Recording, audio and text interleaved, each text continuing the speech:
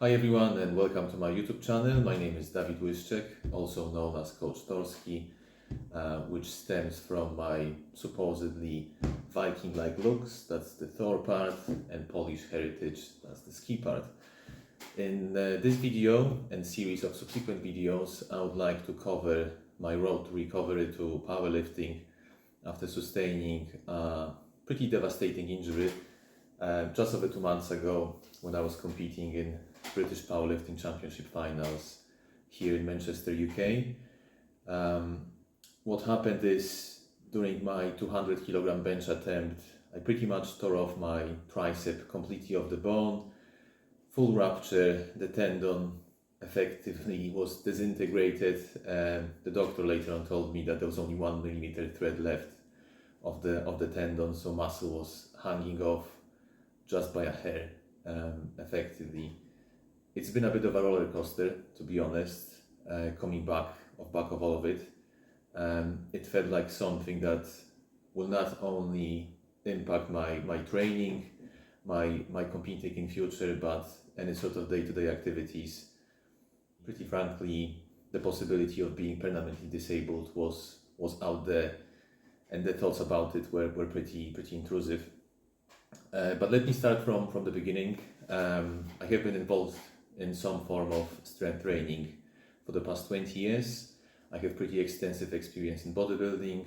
I have competed in several different shows nationwide here in UK, and probably around 2 years ago I have made a shift towards powerlifting.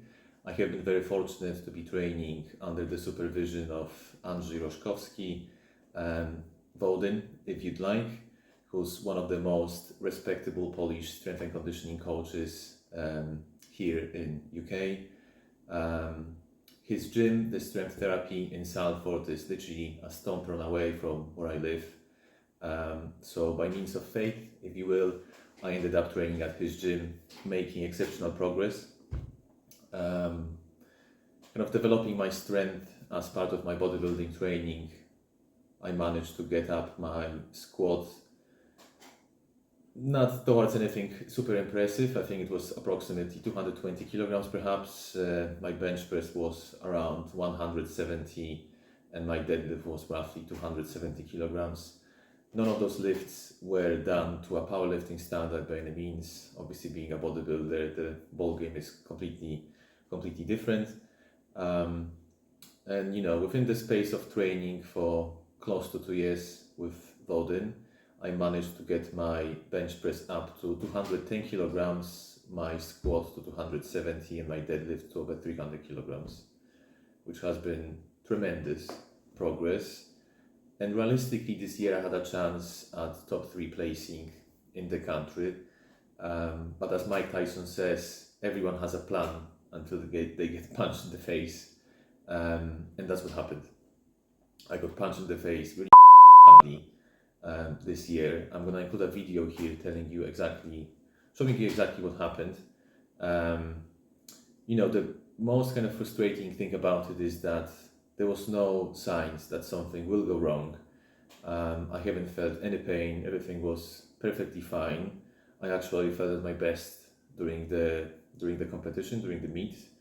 I had no sort of underlying niggling pains. There was no signals so that something would go wrong. So it feels like I've been as sensible as I could be whilst operating this type of weights. 200 kilograms wasn't something I haven't done in the past.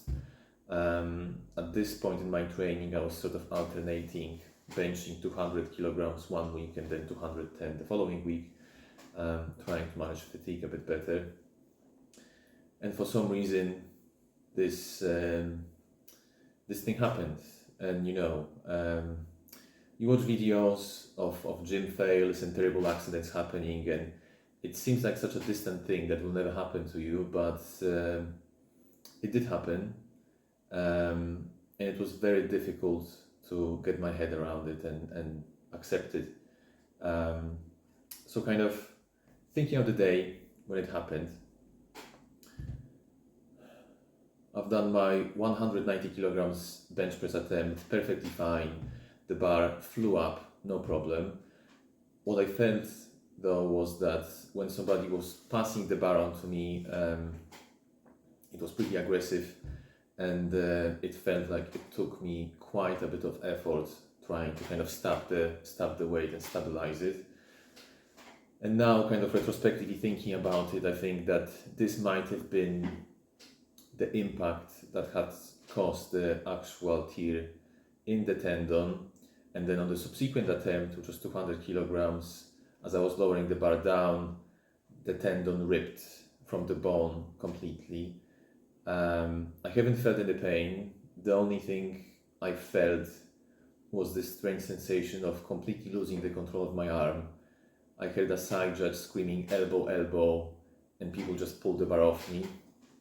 I grabbed onto my elbow, grabbed onto my tricep, sensing that something is horribly wrong. And just a second, or split of a second before that, the sensation of the muscle tearing was as if someone has let air out of a balloon and the balloon started kind of spiraling out of control. This is effectively how I felt my arm started behaving at this moment in time. I stood from the bench and I just remember looking at my partner in disbelief, not quite registering what has just happened. I just looked at it and I said, listen, I think that I tore something. I'm not sure what to do next. I was kind of stumbling across the room, and I finally went into the warm-up room. It's like a setup sort of backstage where all the competitors are slowly warming up before they step onto a platform and perform the lifts. And this is where Vodin, the head coach I am working with, came in. He's done a quick assessment on me, and it was very apparent that, tricep has been torn. I mean, you didn't really have to do a really sort of explicit assessment to figure this out. You could literally see the tricep kind of rolled up the sleeve pretty substantially. Complete loss of function, complete loss of strength. A minute ago, I could have bench pressed over double my body weight, and now all of a sudden, I was literally unable to lift my arm up in this motion. I didn't know what to do. At this point, obviously, if you pull out from the competition, if you don't finish off the last lift, which is the deadlift, then you're being disqualified. But my mind was sort of wandering off somewhere elsewhere, and this realization of how the injury will impact every area of my life was slowly sinking in. Vodin came in and, kind of told me to shake it off and said, you still need to stay in the competition, you cannot get disqualified. Attempt this deadlift, try whatever you can, even if it's an empty barbell, at least you haven't been disqualified, at least you have completed a competition. You've been working on this so hard, it's been 8 months of preparation. And that's what I've done. The loss of function in my arm was so bad that I wasn't able to actually fasten my belt.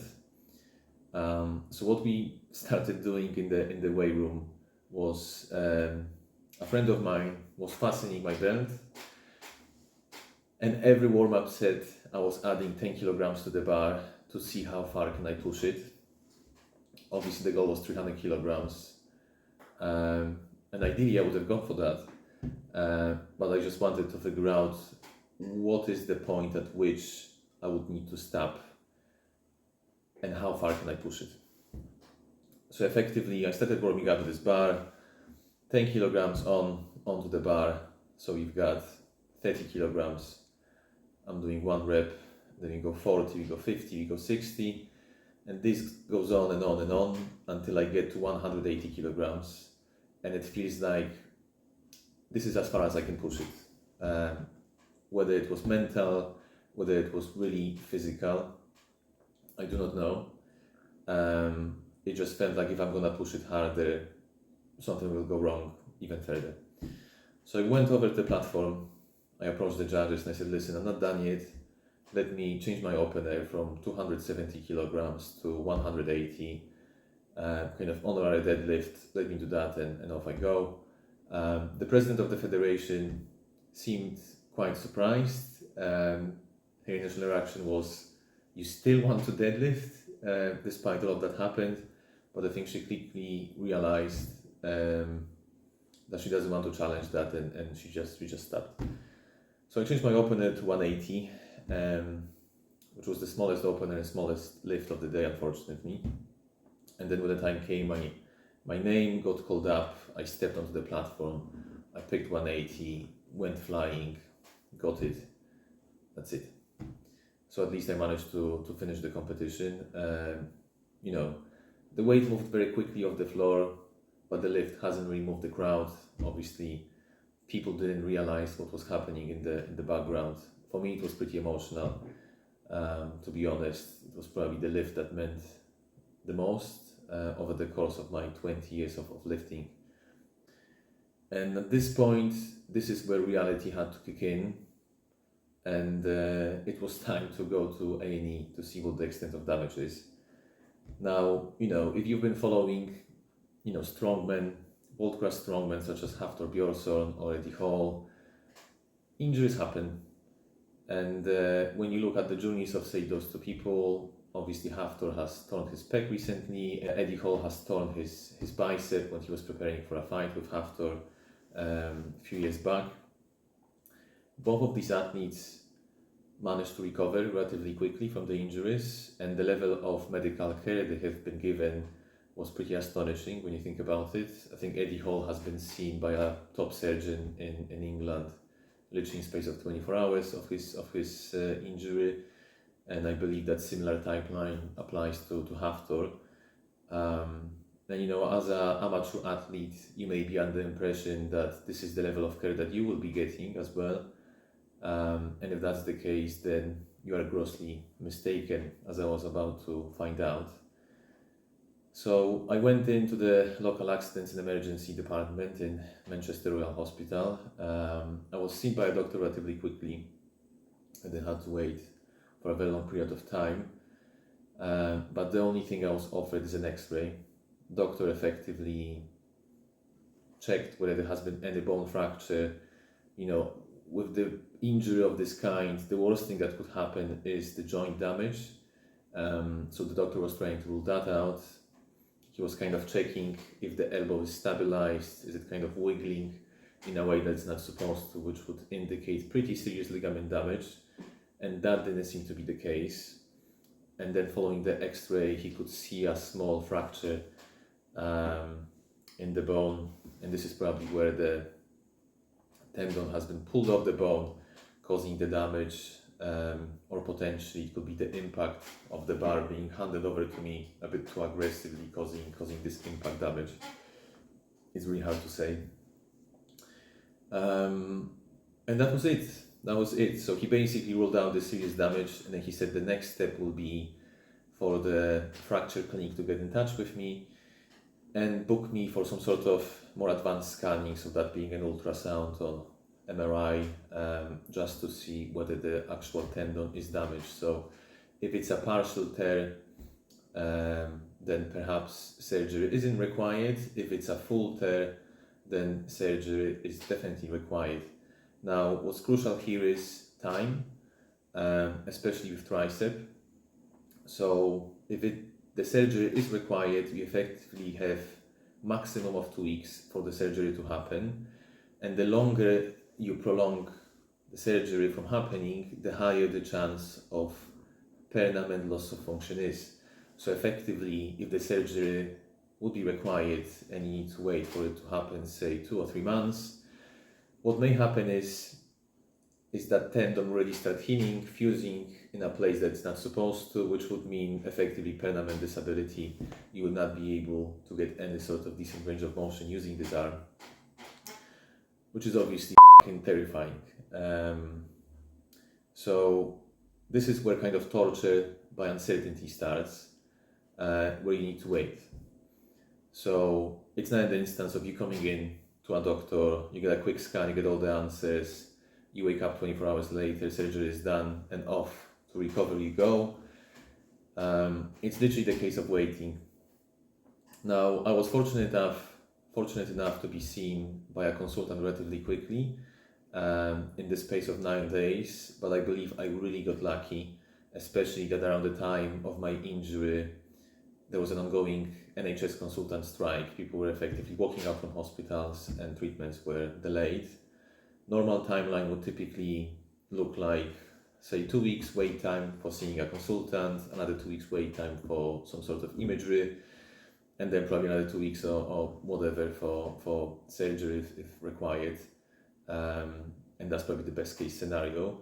Whereas here I managed to see a consultant very quickly, I think in space of a week. And then I had an MRI done on the arm to see what's going on there. I barely managed to fit into an MRI, and it was confirmed that it is virtually a full tear of the tendon. Now, in the meantime, what has been happening is I had massive swelling of the arm. So effectively, and I'm gonna post some pictures here so you can see, I had a lot of bruising spreading across the entire arm. Initially, everything started sort of here around the tricep area, and then it was slowly shifting towards the forearm and the fingers. And then as I was kind of holding the arm up, trying to prevent swelling from spreading onto my hand, the swelling started moving backwards into my shoulders and my lat area, basically making this entire side incapable of any sort of motion. The pain was absolutely unreal. It felt like molten iron in a spirit level, sort of shifting upon any motion. And each day it was getting worse. It came to a point that I couldn't stand with my arm in any other position than sort of raised position like this, which was absolutely horrendous. Now, I must admit I've done a mistake here. What I should have done is I should have applied a gentle compression across the entire arm with something like a physio tape, and this would prevent excessive swelling. And I should have not kept the arm kind of high up, because then effectively all the inflammation shifted into a shoulder, creating issues that I wouldn't have had otherwise. Now, this kind of mismanaged inflammation, this mismanaged way of dealing with that stemmed from advice I've been getting from the doctors, and advice I've been getting from some of my friends who suffered some injuries in the past. And obviously they had the best intentions in the world, but I think the key learning here is that, you know, once you're injured, you're in a pretty vulnerable emotionally state, and you will not be making rational decisions. And it's very likely that you will follow any advice that you will get from whoever you're gonna get it from. So it's very important that you surround yourself with people who know what they're talking about. And how do you gauge that? Well, you only want to be taking advice from people who did injure themselves and actually managed to come out from the injury 100% back. It's not very common. It's really not very common. You will see many people who have suffered, you know, some sort of muscle tear or ligament damage, and their function is never back 100%. Again, I was lucky enough to be under supervision of Coach Woden, that supported a lot. And this is the journey I'll be documenting here as part of this series. So, if you would like to know how to manage injury yourself, if that ever happens, knock on the wood, it won't. And if you'd like to follow my journey back to the sport and everything that surrounds it, from training, from rehab, through mindset and everything else, please like and subscribe, and I hope to see you soon.